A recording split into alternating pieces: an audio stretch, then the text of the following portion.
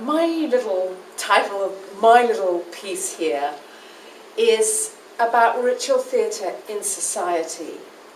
And when I came out of my training as a drama therapist, I had been so incredibly impressed by this drama therapy thing. And I'm sure many of you here who've been through that training will be impressed by the way in which drama therapy gets into the unconscious parts of ourselves, but not in a way that makes us feel uncomfortable, in a way that's fun, that's liberating, that's life-enhancing, that's about letting our energy, and I think as human beings, what we're here on this planet to do is to give something back. And a wonderful, wonderful man, oh my God, I can never remember his name. Oh, James Hillman, there, I remember James him. If you can get hold of a book called Soul's Code, read the Soul's Code, because he talks about, and he actually is quite confrontational about therapy. You know, he says, you know, spending a lot of time wandering around why your mother and father, you know, your stuff with your mother and father. And he says, your father and mother have come to enable you to find your potential. Your mother and father were the perfect people for that. And this is what this is about. It's about finding that energy within us, that source within us that wants to be expressed. And he gives a story of a amazing, he became one of the most amazing bullfighters in Spain, but he was clinging to his mother's skirts at 6 or 7 years old, and what happened was that suddenly at 6 or 7 or 8 or whenever it is, he saw a bullfight, and then he went, oh, that's what I meant to do. And he became a courageous bullfighter from this clinging thing. So this is, I think, many of us have probably experienced this, that suddenly something has lit us up in the way that Sue's talk has maybe lit us up into seeing how this kind of tribal healing thing maybe has something in it. So we're not going to talk for too long, but I'm going to try not to anyway.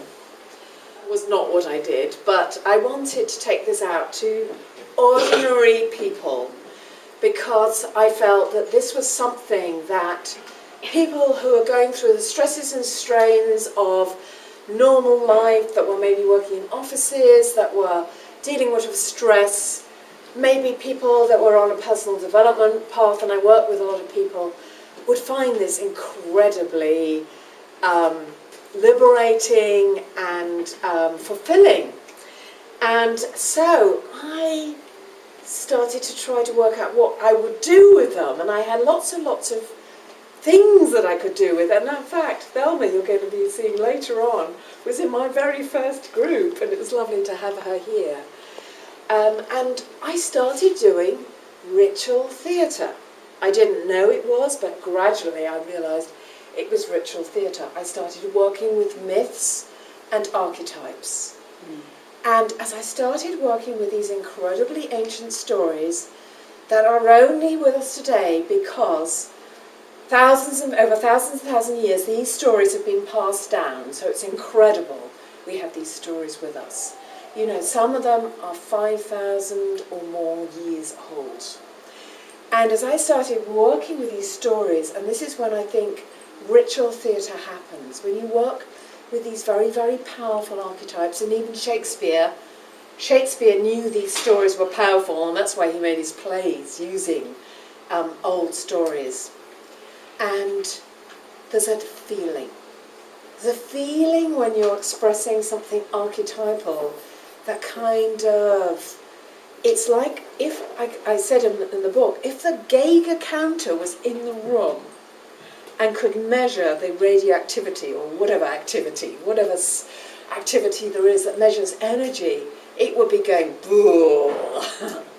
Because when you dramatically explore these myths, and I know quite a few people here in this room have done this, you know that something else is happening. It's not just you acting out some character, some story. You're connecting in with a very powerful force within you. And what I teach people is to find, we live in our heads. In our society, our education system is designed to make us live in our heads. And a wonderful man called Keith Johnston, who's still around, read his book, Impro, and he started talking about how he discovered how Impro could bring people's life force back.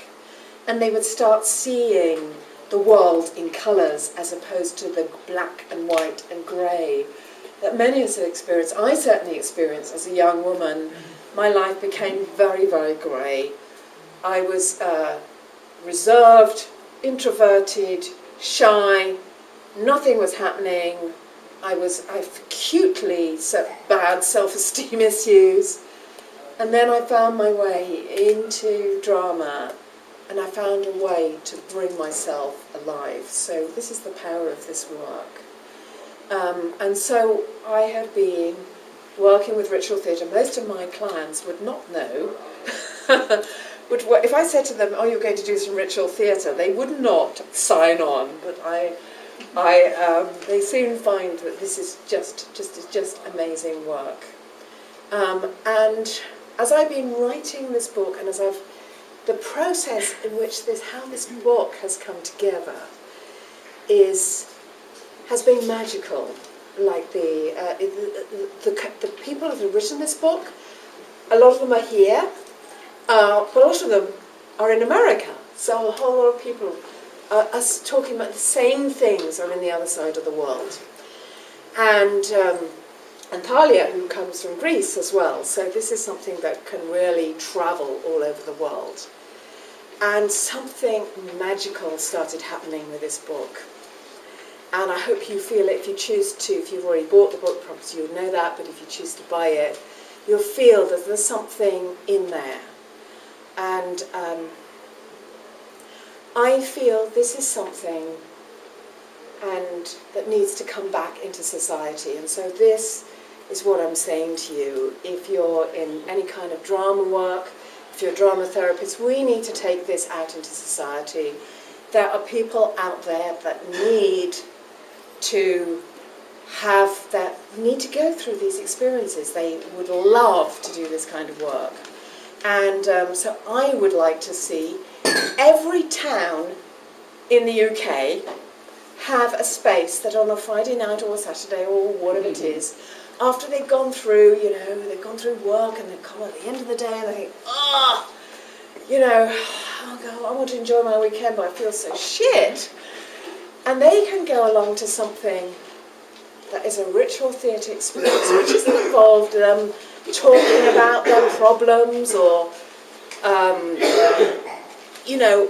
having to feel that there's something wrong with them. This is part of life. And they can go through a journey and they can express themselves and they can come alive and they can feel that force.